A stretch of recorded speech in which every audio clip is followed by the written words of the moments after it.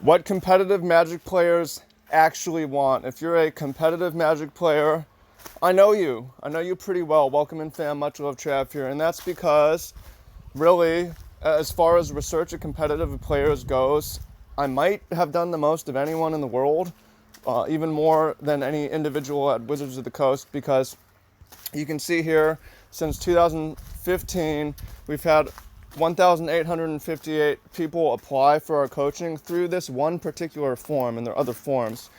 And I've talked to hundreds of those people on the phone, like 400 or 500, from all over the world, interviewing them, figuring out what makes them tick, what they want, what motivates them, what rewards they're after, how they're going after the goals, and so on. And I've done a lot of research through polling on Twitter and stuff like that over the years. And I found some interesting stuff. And I worked in Wizards of the Coast marketing briefly as an intern in like 2011, 2012. And there was no one there on the phone with actual Magic players every day talking to people. So I don't think anyone has really done as much actual data research as I have. And I have those forms. So anyone, well, I wouldn't say anyone, I could go through them and show you. But I'll tell you what I've found. And why is this important? This is important it's important to you because it's nice to feel understood. And I'm going to show you that I understand you. But it'd be nice if Wizards understood this too, because Wizards of the Coast is making a lot of changes to organized play. Some of them popular, some of them unpopular, some nice things going on with Arena, some negative things or negative perceived things happening. And it would be good if Wizards paid attention to this discussion of looking at actual data of what people want. So there's some arguing going on, and I just wanted to set it clear because I have the data. Okay, well, so this is what I found from talking to all these people.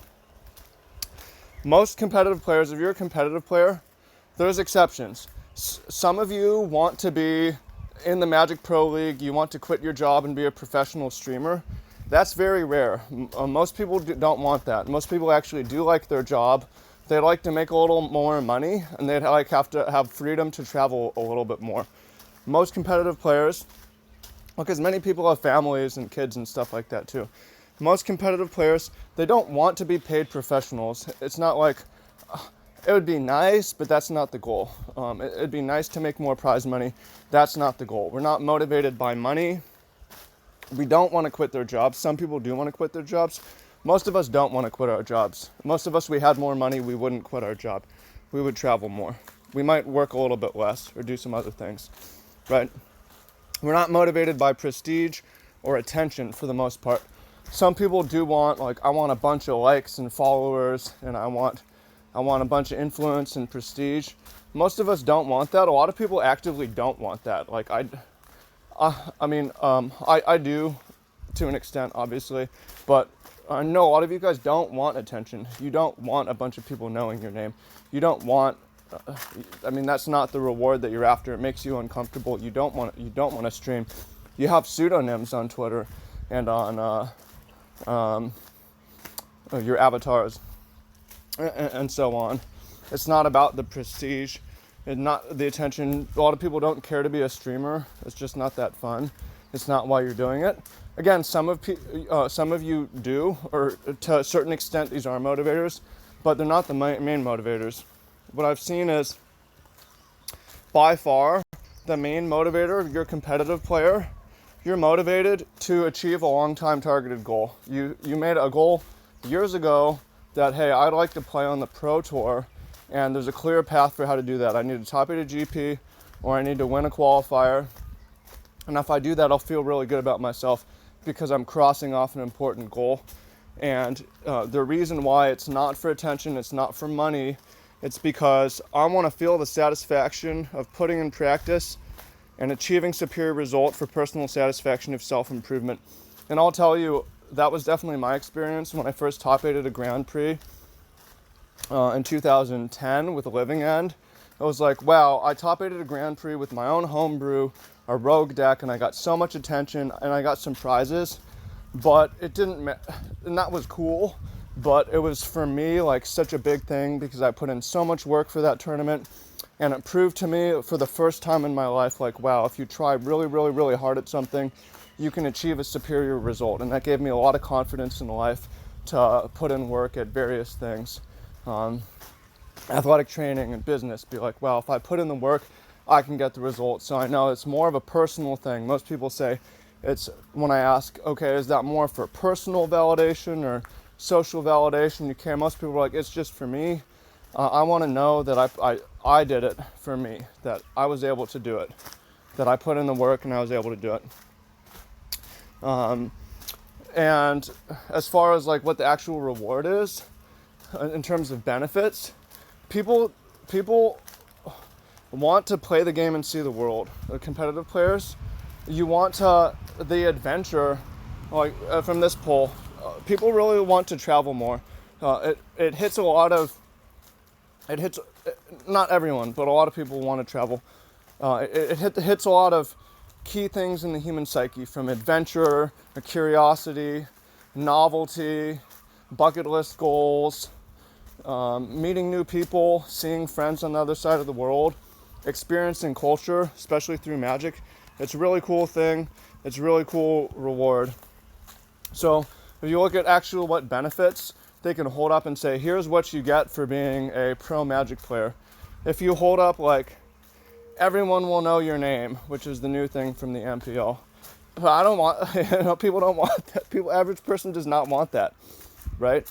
That's not like, that appeals to the, I'm not going to say everyone who wants that's a narcissist, but that appeals to a narcissistic goal that most people just don't have. What most competitive players do have is the play the game, see the world. Like, people want to play the game. That means paper cards. I'll tell you, competitive players like Magic Online and Arena because it's convenient and for testing, but they want to play paper cards in tournaments where they sit down across from someone and shake their hand, where you go to a Grand Prix and you're like, you see your friends, you go to your once a year Grand Prix or more, but you see your friends that you've known for the last 10 years and everyone's there. And for that weekend, you try to be the best that you can be, right? And play the game, see the world. So they used to hold that up as like, play the game, see the world. And when I was coming up, our goal, our dream was basically what was called the gravy train, of just being qualified for everything. And the goal wasn't even to have the flights paid for. It wasn't to have platinum benefits. It was just to be able to play the game, see the world, but to be able to experience playing at the highest level and to feel for myself like I compete at the highest level consistently. It's a really fun experience of playing paper cards at the highest level, especially when it's on the other side of the world, with Magic players speak a different language, but you all share this in common. So it would be nice if they brought back something like Gold Pro benefit equivalents. I wouldn't mind if they brought back some points incentive for going to Grand Prix too, because that actually hits on what people want.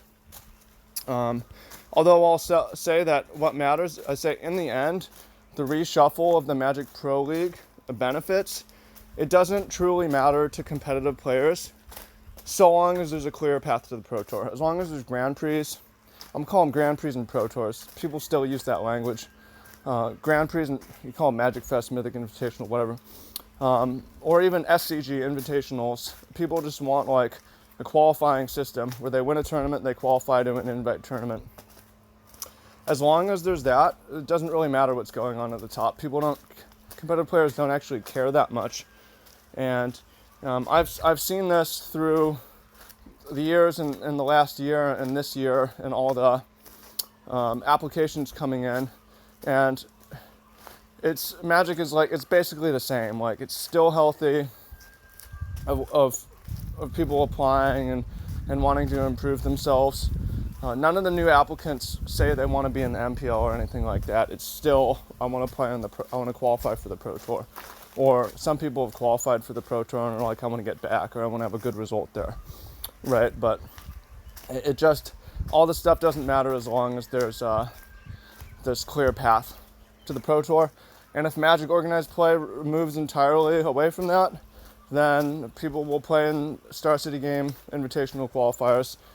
Playing in IQs is almost the same to people as playing in MCQs, and playing in SCG Invitational is almost the same to people as playing on the Pro Tour at this point, because it's more about the satisfaction of accomplishment than it is about any of this other stuff. So if that's you, if you're like, yeah, you understand me, I want to